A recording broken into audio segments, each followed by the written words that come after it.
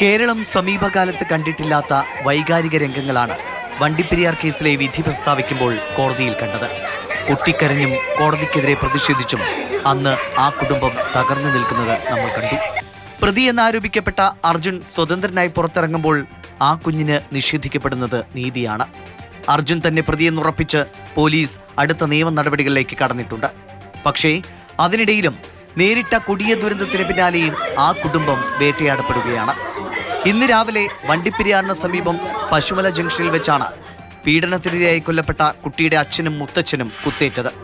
മരണാനന്തര ചടങ്ങിൽ പോയി മടങ്ങി വരുന്ന വഴി ഇരുവരും അർജുന്റെ ബന്ധു പാൽരാജുമായി വാക്കുതർക്കമുണ്ടായി. അതിനിടെ കയ്യിൽ കരുതിയിരുന്ന കത്തി ഉപയോഗിച്ച് ഇയാൾ ഇവരെ ആക്രമിച്ചു. പ്രതി തുരുതുരാ കുത്തിയതായി കുട്ടിയുടെ അച്ഛൻ പറഞ്ഞു.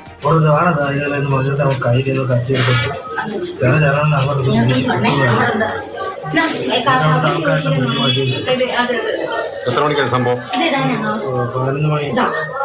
കയ്യിൽ കത്തി കരുതിയിട്ടുണ്ടായിരുന്നു. കുട്ടിയുടെ അച്ഛന് വയറ്റിൽ ഉൾപ്പെടെ 4 മുറിവുകളുണ്ട്. മുത്തച്ഛന്റെ തോളിലും മുറിവേറ്റു. പരിക്കേറ്റവരെ വണ്ടിപ്പെരിയാർ ഗവൺമെന്റ് ആശുപത്രിയിലെ പ്രാഥമിക ചികിത്സയ്ക്ക് ശേഷം കോട്ടയം മെഡിക്കൽ കോളേജിലേക്ക് മാറ്റി. അർജുൻ സുന്ദറിനെ കോടതി നിരപരാധി എന്ന് വിധിയെഴുതി വിട്ടയച്ചതിന് പിന്നാലെ ഇരു കുടുംബങ്ങളും തമ്മിൽ തർക്കങ്ങളുണ്ടായിരുന്നു. അർജുന്റെ കുടുംബത്തിൽ നിന്ന് ഭീഷണിയുണ്ടായിരുന്നതായി പലതവണ പോലീസിൽ അറിയിച്ചിട്ടും നടപടിയുണ്ടായില്ല. അവരുടെ വീട്ടിൽ നമ്മൾ സമീപിച്ചപ്പോൾ അവരുടെ മാതാപിതാക്കളും കുടുംബക്കാരും പറഞ്ഞത് എപ്പോഴും ഞങ്ങൾക്ക് ഭീഷണിയുണ്ട് എന്നാണ്.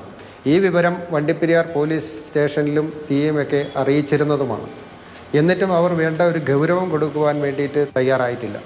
ആശുപത്രിയിൽ വെച്ചുപോലും ഇരയുടെ കുടുംബത്തെ അവഹേളിക്കുന്ന സമീപനം CPM പ്രാദേശിക നേതാവിൽ നിന്നുണ്ടായെന്നും പരാതിയുണ്ട്. SC/ST ആക്ട് അനുസരിച്ചാണെങ്കിൽ ഈ ഡിവൈഎസ്പിയുടെ കേസ് അന്വേഷിക്കാം. അപ്പൊ ഈ CIക്ക് അന്വേഷിക്കാൻ പറ്റില്ല. അപ്പൊ ഈ കേസിന്റെ അന്വേഷണത്തിൽ തന്നെ അടിസ്ഥാനപരമായ തകരാറുണ്ട്. ഡിവൈഎസ്പി അന്വേഷിക്കേണ്ട ഒരു കേസ് CI അന്വേഷിച്ചു എന്നത് തന്നെ പ്രശ്നമാണ്.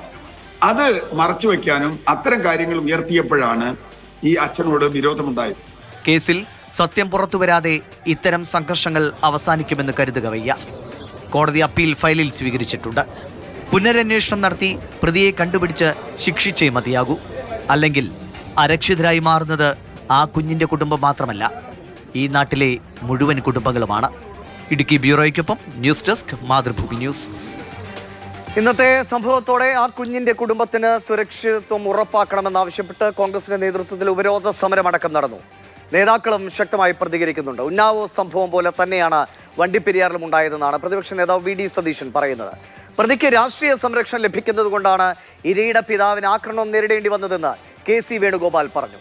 വണ്ടിപ്പെരിയാറിൽ മരിച്ച പെൺകുട്ടിയുടെ പിതാവിന് നേരെയുണ്ടായ ആക്രമണം പോലീസിന്റെ വീഴ്ചയെന്ന് രമേശ് ചെന്നിത്തലയും കുറ്റപ്പെടുത്തി. DYFIക്കാരനായ പ്രതിയെ രക്ഷിക്കാൻ വേണ്ടി പോലീസ് പ്രോസിക്യൂഷൻ നടത്തിയ ഗൂഢാലോചനയാണ് ഈ കേസിലെ പ്രതിയെ വെറുതെ വിട്ടത്. അതിനുശേഷം പ്രതിയെ വെറുതെ വിട്ടതിന് ശേഷവും ആ കുടുംബത്തെ ഇരയുടെ കുടുംബത്തെ വേട്ടയാടുന്ന യുപിയിൽ നടക്കുന്നത് പോലെയുള്ള വിചിത്രമായ സംഭവങ്ങളാണ് കേരളത്തിൽ നടക്കുന്നത് എന്നോർത്ത് തലകുനിച്ച് നിൽക്കേണ്ട സ്ഥിതിയാണ് കേരളത്തിൽ. മകള് മരിച്ചു കിടക്കുന്ന ഒരു പിതാവിനെ ആക്രമിക്കുക പ്രതിയുടെ രാഷ്ട്രീയ പശ്ചാത്തലം എല്ലാവർക്കും അറിയാവുന്നതാണ്. അപ്പോൾ രാഷ്ട്രീയ സംരക്ഷണം പ്രതികൾക്ക് കിട്ടുന്നതുകൊണ്ടല്ലേ പ്രതിയുടെ സഹോദരൻ്റെയോ അതായത് ബന്ധുക്കളുടെയോ ഭാഗത്തു നിന്നും ഇരയുടെ പിതാവിനെതിരായിട്ട് ഈ ആക്രമണം ഉണ്ടായത്. കേരളത്തിലെ സർക്കാർ സത്യത്തിൽ ഞങ്ങൾ നേരത്തെ പറഞ്ഞ പോലെ ഗുണ്ടകളെ സംരക്ഷിക്കുന്ന സർക്കാരാണ്. പോലീസിൻ്റെ ഭാഗത്തെ ഗുരുതരമായ വീഴ്ച തന്നെയാണ്. പ്രതി സർക്കാർ അനുകൂല പാർട്ടിയിൽപ്പെട്ട ആളായതുകൊണ്ടാണ് ഇതെല്ലാം നടക്കുന്നത്.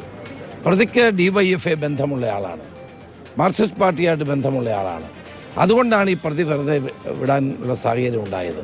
ഇപ്പോഴും ആക്രമിക്കാനൊക്കെയുള്ള ധൈര്യം കിട്ടുന്നത് പാർട്ടിയുടെ പിന്തുണയാണ് എന്ന കാര്യത്തിൽ ഒരു സംശയവുമില്ല. വണ്ടിപ്പെരിയാർ കേസിൽ നീതി നടപ്പിലാകും വരെ നമ്മുടെ സമൂഹം ജാഗ്രത തുടർന്നേ മതിയാകൂ.